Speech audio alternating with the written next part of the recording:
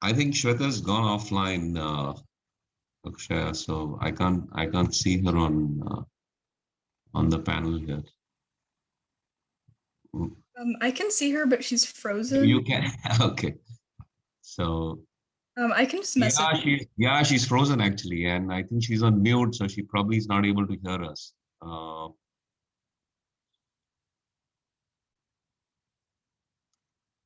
Shweta, if you can hear us.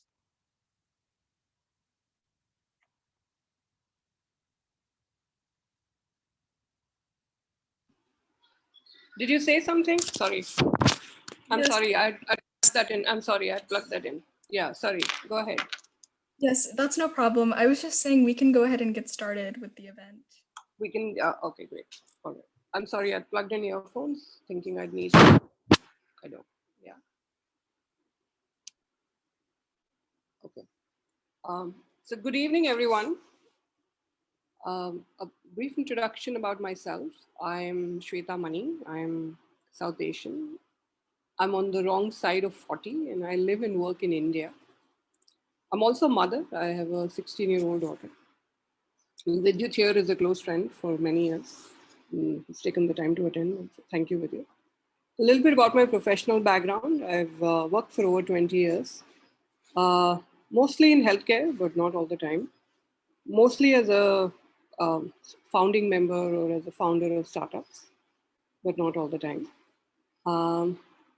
And an anecdote about me that I like to share with everyone is I have lived in 9 cities, including for a year in the US, in Michigan, across 3 countries. I met Vidyut when we were living in Bangkok in Thailand.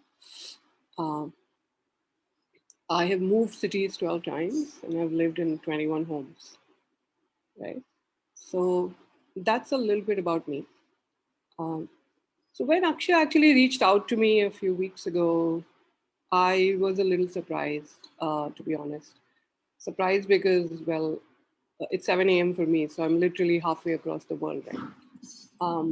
So it was interesting to me that she had found me online. But also surprised because she was obviously interested in the storytelling that I did, and it was clear that she had done her research. And it was interesting to me that the kind of personal storytelling that I do had found resonance with with an audience that is significantly younger than myself, and at least on the surface has very little in common with me, right? But that's actually something that I've discovered about storytelling over the years, is that while our stories are completely unique, each of us has an absolutely different journey and a completely different story. Um, the emotions that they generate in all of us is actually very universal, right? Um, and that's actually the premise of, I actually have a presentation here and I'm going to share that now. I just have put together a few slides for the key points. Most of it will be just conversation, but I'm going to share. Um,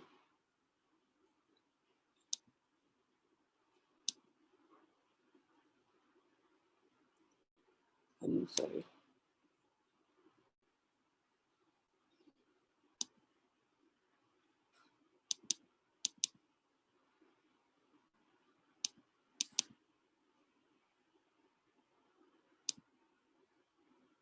Right? You all can see that? Are you able to see the presentation? Yes, we can see it. Yeah. So yeah, as I was saying, essentially all storytelling essentially follows the same template, so to speak, where you narrate an event that is set in a distinctive world to generate an emotion that's completely relatable, right? The entire movie industry is based on this premise. All fiction books that you read are based on this premise. And personal storytelling is also based on this same fundamental premise. Your journey is completely unique, but when you tell it, what you trigger in somebody else is an emotion that they can relate to, right? And that's really what what core storytelling is all about.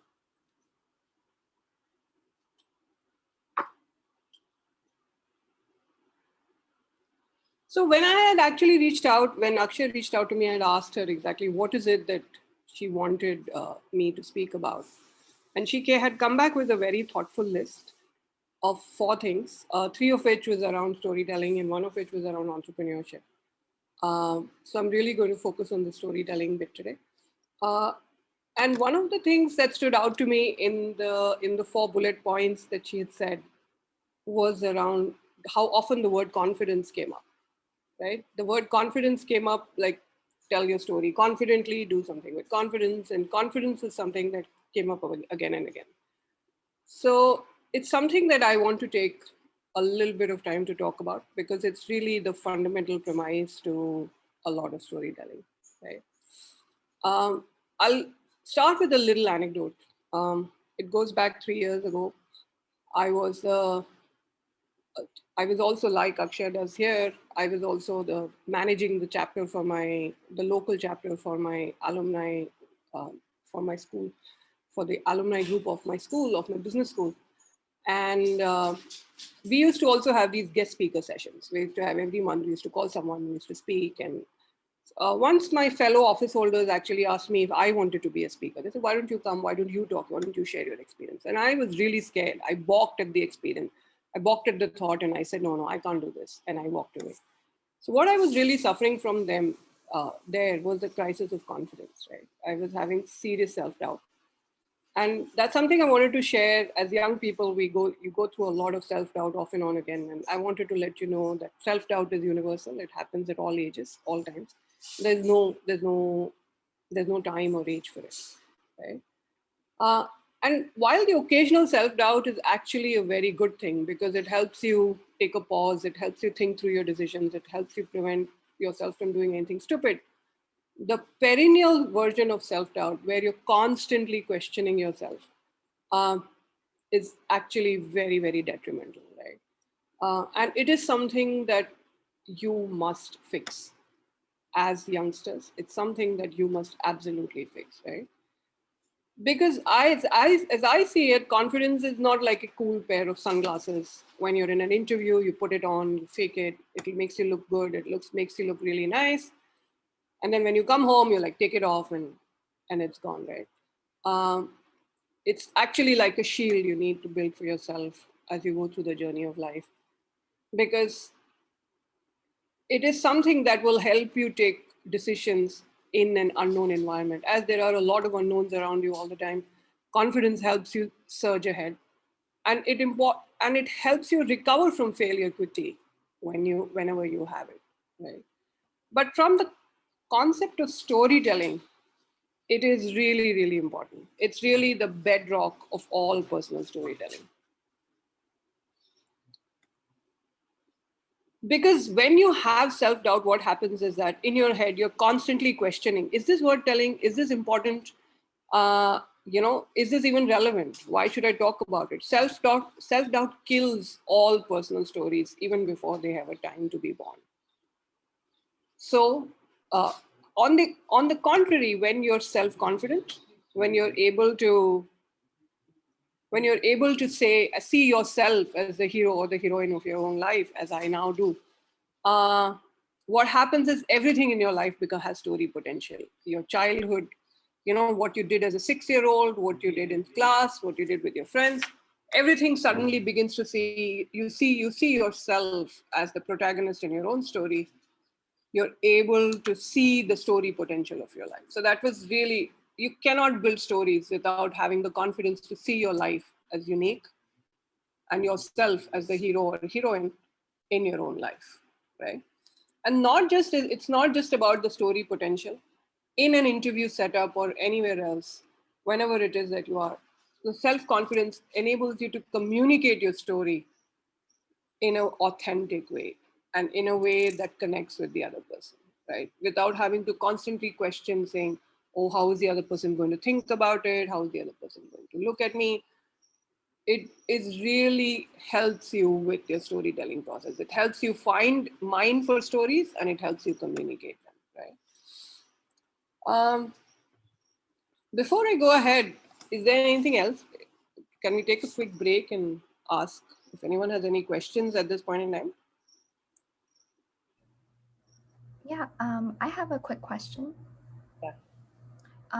So for me, when I kind of tell stories about myself, I have trouble like reflecting and picking out which parts of my life are important.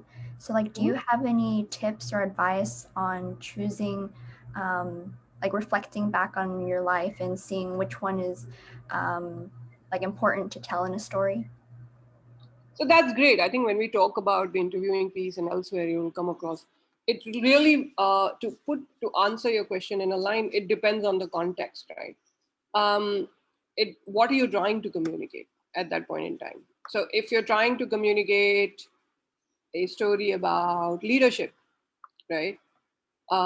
Because that is what the situation demands. Say you're interviewing for a job and you're looking for a role of a leader, then you pick out a story that's relevant to that. So it's really more around, in the context that you are in, what is the most relevant story for you. Okay. So everything is relevant in terms of how do you decide what is important, how do you not decide what's important. As I see it, every event in your life is worth talking about. But the theme will be decided by the context that you're in. Right? Does that help? Yes, that helps. Thank you. Yeah.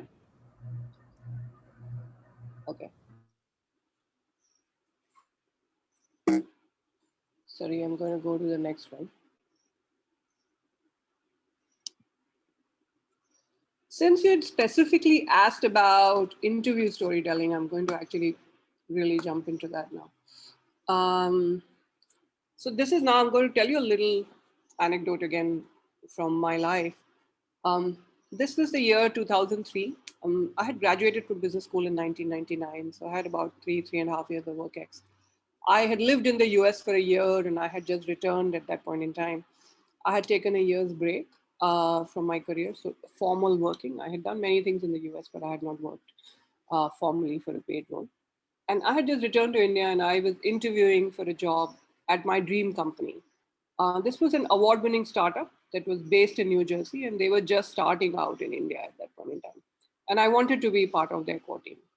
Right? There was only a couple of challenges here that was coming in my way. This was a company that did healthcare analytics. Analytics, as you all know, requires math skills. And they really just wanted to hire math jocks. They wanted to hire quant jocks. Everybody in that company came with a PhD in math or engineering or thereabouts. I'm an undergrad in biology and I've done business. And the only course, mandatory course in math that I had in business school, I got a D. I got a D, just above fail. So I was really bad at math. And even my work ex, I had worked for about three and a half years. And even my work ex, only 6 months was in healthcare. The rest of it was in a startup doing other things. But somehow I was really just convinced that this was the company for me. I really just wanted to work for them. So I went about convincing them. I they I got into the interview round. I got the first round interview, but the local CEO looked at my profile. He heard me out, but I was not a great match, so he kicked me out. But I was not one to give up. So I reached out to the headquarters in New Jersey. I had a friend who worked in the company in the New Jersey office. That's how I'd heard of the company, and that's why it was my dream job in the first place. And I asked him to refer me to the company, and he did because he had a financial incentive to do so. And in a few weeks' time, I found myself sitting with the CEO, the founder, not the CEO, the founder of the company, the man who had founded the company. He was visiting India, and I found myself called for an interview again with the founder. And that day went really well, and I got the job, right. So why am I telling you this story? Why is that relevant to you? Couple of points, and we'll deal with the specific interview bits later. But the first thing was that for this company, I was actually against type. I was not a traditional candidate that they would hire, right? But my strength lay in something that their traditional candidates didn't do very well, which was I brought an understanding of business to to to the job. I could walk in the customer's shoes and speak about the problem that they were trying to solve. And that was my strength. That was a strength that was rare to find in the industry. And I had it because I was different from everyone else. So my difference really was my strength. And as I built a career in healthcare analytics, that strength has helped me in good state. It's my uniqueness, and that unique perspective that I bring out of not being a math jock was really what helped me. Right? So I wanted to essentially bring that out because this is a community of people who uh, would find themselves different from the majority at most of the time. Is that a lot of the times what you think is a weakness is actually a strength. You being different gives you a unique perspective on life that other people do not have. And that enables you to see a problem or a situation in a way that other people cannot. So that is a strength. Own it and double down on it. Yeah. Somebody wants to ask a question. Go ahead. Hi, Miss Shweta, how are you? Yeah. So you speak about being unique. We all are pretty unique, and if we step into any environment, if we just display our uniqueness, would you say that we're guaranteed something out of that position No, so or I was coming to company? that. I was coming to that. So while your Okay. uniqueness in itself is a strength, that's not the only strength you need to have, right? There are other strengths. Like for instance, essentially, there are other strengths in a particular. One is the fact that you're unique gives you a unique perspective, and that is absolutely important. Uh, don't shy away from it. But you will also require other strengths. You will require great communication skills. You will require more generic skills that are not necessarily based on your uniqueness. You will require, if you're applying for a sales job, you need to know how to speak, right? So you need communication skills. So essentially, you would require a bunch of other skills, bunch of your other strengths as well. The important thing is to know what your strengths are. All of us have, we are all a basket of strengths and weaknesses. It's important to know what your strengths are and really double down upon them, right?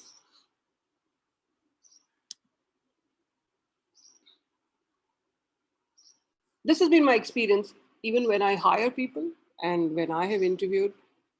A lot of the time we tend to get muddled up between what are our strengths and our weaknesses and how should we position our weaknesses, how should we talk about our strengths. Really the goal is to double down on your strengths because you get hired for what you do really well. One of which is the fact that you're unique and you have a unique perspective on things, but that alone is not enough. You will need to identify if you're good at a particular subject, if you're good at science, then that is your strength, right? Then you double down on it. Find out what your strengths are, make an inventory of what your strengths are, and then just get better at it. Get better at what you're good at. That's what the world pays you for. Okay. So the first step in actually interview storytelling is also around finding out what your strengths are and doubling down on them. You know, understanding very clearly, identifying this is what I'm good at. This is what I'm going to pitch in all my interviews.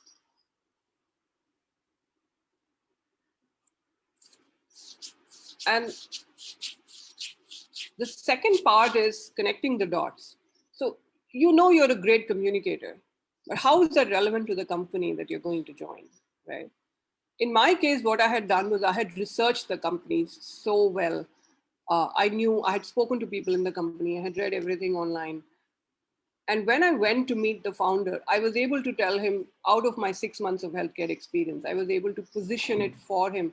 This is what you do, and this is how you can use my domain expertise in healthcare. So I was able to position in context of what the company does, what was it that I brought to the table. And the same applies for every job interview. When you're applying for any role, research the company, research the role, and see how your strength will benefit the company. That is something I find so rare. I mean, I've interviewed over a few hundred people, and if Vidyut is still here, you will see, he will also tell you that it's amazing how many people come completely unprepared to interviews. They haven't read about the company, they haven't, just by researching the company and the role, you immediately go to the top 5 or you immediately grab the interviewer's attention and you get to the top 5 or 10% of people that they're going to meet for that particular role. And then not only have you researched the interview, researched the company and the role, you're able to position your strength in the context of that role. Let me give an example here, in case that's not clear. Say you're applying for a sales job and you have great communication skills. One is to say, hey, I have great communication skills. The other thing is say, in my role in your company, I'm going to need to meet customers and convince them about, I need to be able to relate to them and be able to position the features of the product we're trying to sell. This requires good communication skills, which is one of my strengths. So when you're putting it in the context of the job, it helps the interviewer completely understand few things. One, you've made the effort to do the research. Two, they can visualize what is it that you do for them, right? That's connect the dots. 3 is go back now and tell a story. Now, you say you have good communication skills. Demonstrate that with a particular instance in your life when you had to use it, right? Go back and say, I'm going to use Akshaya's example here. Say she's director of PR. She's applying for the sales role. She can go back and say that as the director of PR for the USS, it was my job to communicate with various stakeholders and sell to them what the USS did. So that's storytelling. You're picking out an instance, and Alex is that hope that helps you. In the context of the environment, the specific event that you're talking about, you can go back and in the specific context, you can go back and pick a story and then relate and tell them that this is what I did that relates to you, right? And finally, I'm sure you guys have heard about the STAR format. I saw an interview workshop, right? You guys are aware of the STAR format? I haven't heard of it before. No? Okay, so then you can Google it as well, and it's a very common technique, even in resume writing, actually. It's a very important way to communicate what you do, is tell the story in the STAR format, which is the situation, task, action, and result. So if I were to take it forward from Akshaya's example, the situation is that she is director of PR for the USS. Task at hand is to conduct events. The action is to reach out to people, to reach out to speakers around the world, communicate with them, sell them the story, and get speakers for the audience. And the result is, over the course of a year, she managed to organize 20 such events and got maybe 3,000 or 4,000 people, students to attend, right? So that's the result. So when you put it in the STAR format, it gives the other person the confidence that you not only have the skill, you have applied it and you can generate results of it, right? So this is a very powerful technique, and this is a very powerful resume writing technique as well, and a powerful communication technique. Any situation in an interview, anything they ask, try to put it in the STAR format, right? Given instances, always try to talk about situation, task, action, and result, right? Any questions at this point in time?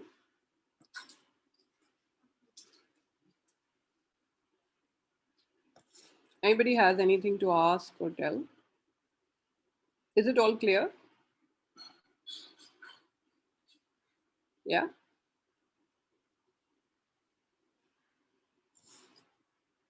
Okay. I'm going to now go on to, and of course, the last step is don't wing it. When you're going in for an interview, make the effort, write down all the mock questions, think of what the answers are going to be, time yourself so that you're not taking more than 2 minutes or 3 minutes, 2 minutes for the first question, 1 minute. Make the effort, give it time, practice over and over again, right? So don't wing it. Sorry. The other thing that Akshaya had asked me was, how do you communicate failure effectively? This is actually a topic that's really close to my heart. So I actually spent some time creating a framework for failure storytelling, right? And the story that I told you in the beginning about me about me and trying to be a speaker 3 years ago and failing is really a failure story. I didn't complete all parts of it, and as I go through the whole story, I will tell you that. The first bit is that accept that everybody fails. I think one of the biggest challenges with failure storytelling is, or failure in general, is that we have a lot of shame around it. We think we are unique in our failure. We think we are the only persons who fail in the planet. Uh, the truth is, all of us have failed. It is success that is really rare, which is why everybody is obsessed with it. And superlative success is even more rare. That's the reason why startups that do really, really well are called unicorns, because it is that rare. It is extremely rare to be successful. Failure, on the other hand, even the people who've been successful have failed at some point in time. Everybody has had failure. So the first step is accept that your failure is not unique. Everybody's been through it. Accept your own failure, that it's perfectly okay to fail, right? The minute you accept it, it frees you up from the shame, from the personal recrimination that you put yourself through as a result of failure. So first step is accepting it.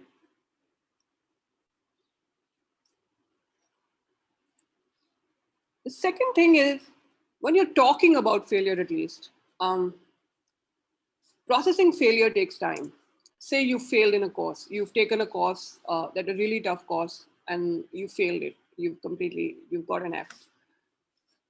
If it happened last week, you still haven't had time to process it, to reflect on it, to think about it, to do anything around it, right?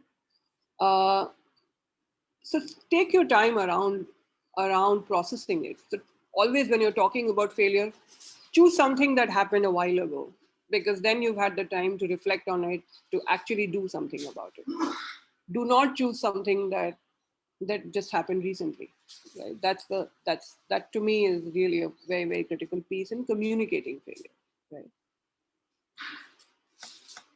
The third, I think, is something that even adults of all ages I have seen struggle with, is every failure that has happened has two parts to it. One is an outside element, things that you could not have controlled at all. And if you reflect, you will realize that there will always be something that you could have done differently, that was your role in it. Say in a course that you were taking, there was COVID, you couldn't go to the library, you failed the course because the paper was too hard, you didn't have access to material, the library was shut. These were all the external events. If you think about it, you might realize that if you had taken better class notes, for instance, right, that was your role in that piece. So eventually, in any failure, it is important to recognize what was your role in that failure. And in each type of failure, the percentage that, or the amount that you could have done could vary. Sometimes it's all you, sometimes it's very little is you, but there is always a you in the failure. So recognize it, own it, accept it, communicate it, and say that this was what I learned about myself. This was what I did that contributed to the failure, right? That's the third piece. The fourth is, it's only when you identify what you did wrong can you figure out what was the learning around it, right? So then talk about the learning. Speak about your learning around it. Say it was around, like you said, you never used to pay it. Maybe you learned that I used to not attend classes and depend on learning of the library. I realized I needed to take better class notes. That was my role in that failure, right? That is very, again, important, because to do the same thing over and over again and to expect a different outcome is really insanity. So every time, if you're constantly failing with the same pattern of behavior, that's a red flag to both yourself and to somebody else that you're talking to. So it's really important to focus on the learning. And finally, tell a story of change. Once you've learned something, speak about how that changed you and how you implemented that change in your life. Even sometimes you may have had the opportunity to implement the change, sometimes you may not, which is fine. At least if it's a work in progress, saying this is how I'm implementing it now. I attend classes more regularly, I take better notes, at the end of every week I call up my friends, and I catch up on what has happened in the class, I'm on top of my academics. So essentially, that's again an example there. But in summary, when you talk about failure, look at it as 5 steps, right? First is accept failure. 2, give it time. 3, own your role. 4, figure out or speak about how it changed you.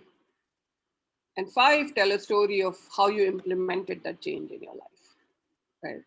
So that's really a redemption arc there. So when you're talking about failure, it's no longer just about the failure. It's about, it shows reflection, it shows resilience, and it shows the other person that you're willing to change, right? These are all very powerful things to communicate. So it can become a story of huge inspiration and power. That's how I would communicate failure. This is okay. Any questions at this point in time? Anything that you want to talk about? Shweta, hi, Shweta. This is Vidyut. I mean, this is incredible. I wished I had heard this talk 25 years ago from my self-career perspective. So, incredible points you make about failure and how do you communicate ultimately a story of change. And I think one of the issues I find faced during interviews, when I'm interviewing or giving interviews, was when the question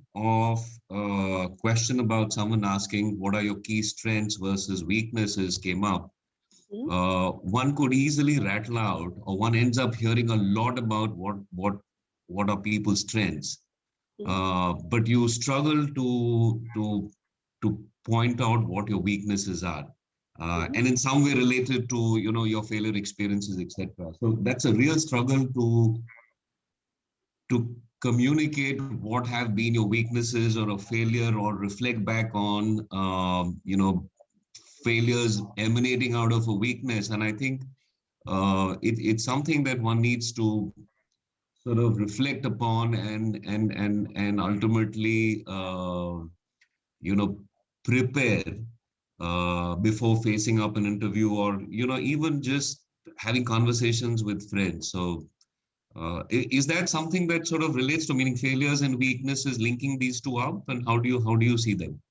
It is actually, isn't it? Because even when you talk about a weakness, the arc is the same, right? It may or may not emanate from a failure. So the failure is an event, is an external visible event. A weakness may or may not have an associated external visible event around it. But the other steps are really the same. It is about understanding. The step 3 is understanding that this is what you do badly. Typically, you would know that you've done it badly because it has manifested itself in an event, right? So then you would want to kind of relate that I understood I do this badly because of A, B, C, D, E. And then you want to come back and again talk about the redemption. The redemption arc is essentially critical everywhere. You have to talk about what did you do about it. So to know about a weakness is one thing, to actually do something about it is something else, right? So in every situation, that is the key. Be it a failure or a weakness, essentially you need to talk about what are you doing to fix it, and how have you implemented that change in your life today, right? Yeah, awesome. Thanks. Yeah. What about the others? Do the kids have any questions?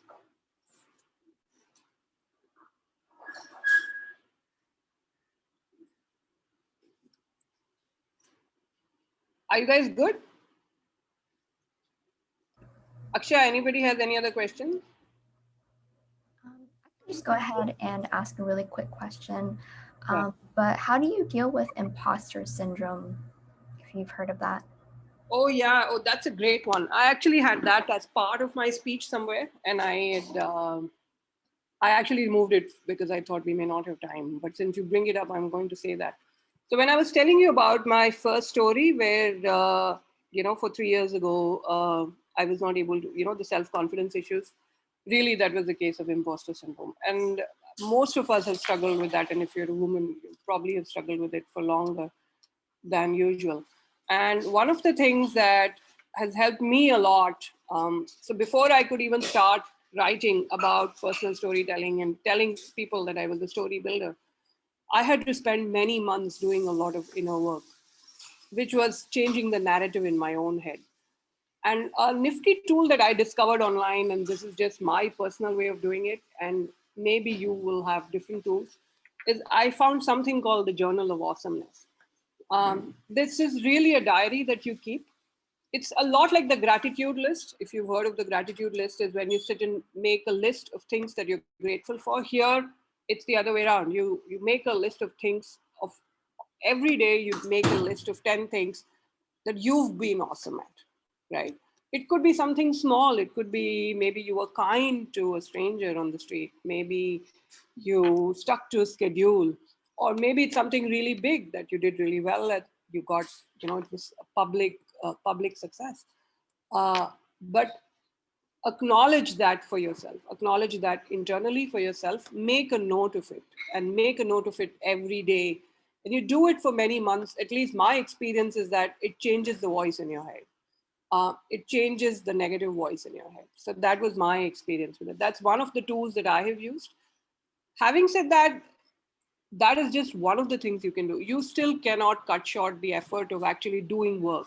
When you want to be, the imposter syndrome is one element to it, but there is the other part of actually building your skill to a point that it makes you feel confident enough around it. So there are two parts to it. Constantly work to become a better professional, and then the imposter part, deal with it separately, right? There are two pieces to it. But for sure, like I said, for me, it was the Journal of Awesomeness that works. You could give it a shot. Yeah. Thank you. I really appreciate your response. Yeah. Okay. I do have like I've not put it on slides, but there was one more thing about entrepreneurship and confidence. So I'm just going to talk about it very quickly for 2-3 minutes, because we're running out of time as well. And so the first thing is, I think the question was, how do you have the confidence to become an entrepreneur? And I'm going to really quote Elon Musk recently in a Clubhouse interview, asked, can you give me words of encouragement? Somebody asked him, and he said, if you need words of encouragement, don't be an entrepreneur. I think that went viral. But the essential point there is that, not everybody needs to be an entrepreneur. Either you are an entrepreneur or you're not, and you will know that in your gut. Having said that, assuming that you are an entrepreneur, you want to be one. I have basically three thumb rule. First time I actually quit was when I was in Thailand. Vidyut was my neighbor at that point in time. First time I actually started something was when I quit my job after 11 years of WorkX. Was when I started something, because at that point in time, I had a body of work behind me. If I failed, I could go back to work. I was financially secure. My husband was in a reasonably settled job, and we had built enough of a network that even if I did fail, I wouldn't worry about where my next meal came from. So if you're having financial issues, that's not a good mix with entrepreneurship, because entrepreneurship is very, very risky and very lonely and has its own ups and downs.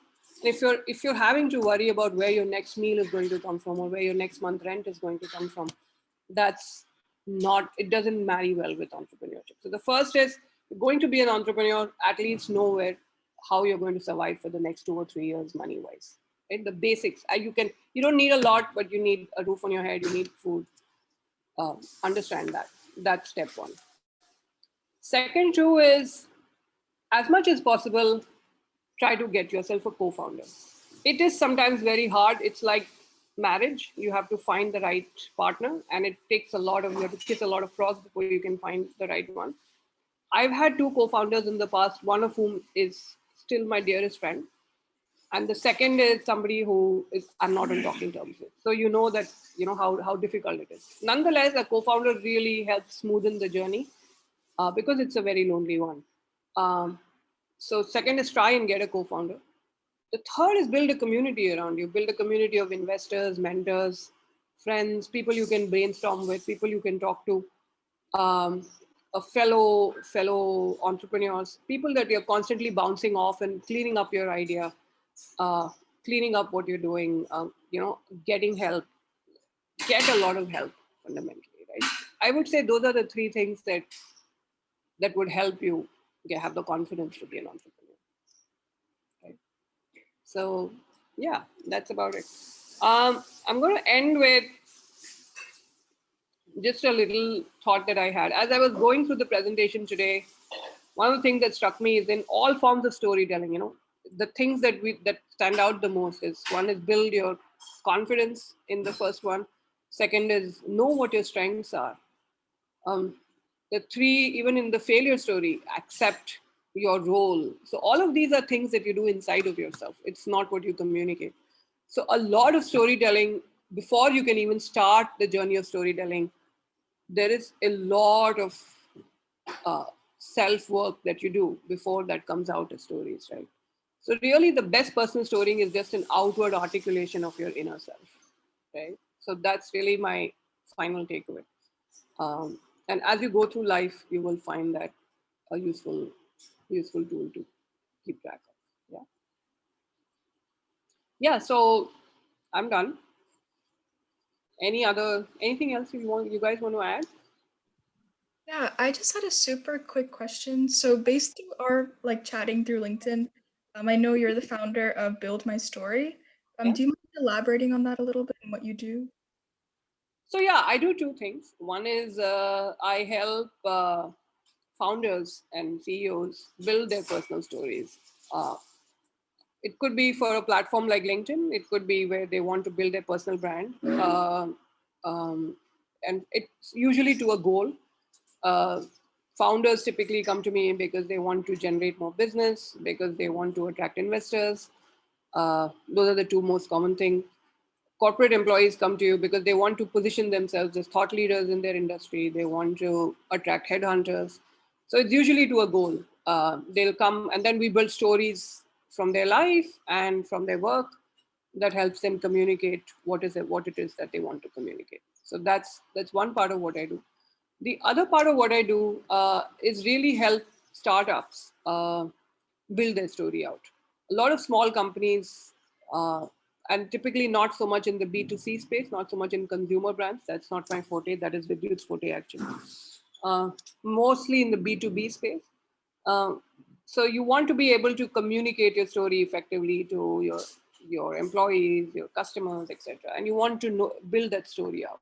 So I help companies build out their stories as well to their various stakeholders. So those are the two things that essentially build my story. Right.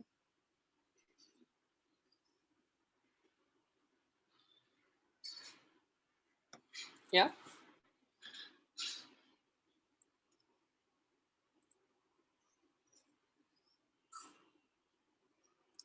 Are we done? Yes, if no one has any other questions, I think we can go ahead and conclude. Okay. Okay. Thank you for the Thank you. advice. This was such an insightful Thank session. you. Yeah, Thank you. I'm gonna put the USS like links to like everything y'all need to know about the USS if you wanna attend more of our events or anything. But yeah, thank you, Ms. Shweta, for this talk. I really appreciated your advice, and yeah, thank you. Thank you. Yeah, same here. I think I definitely learned a lot from today. So thank you so much. Thank you.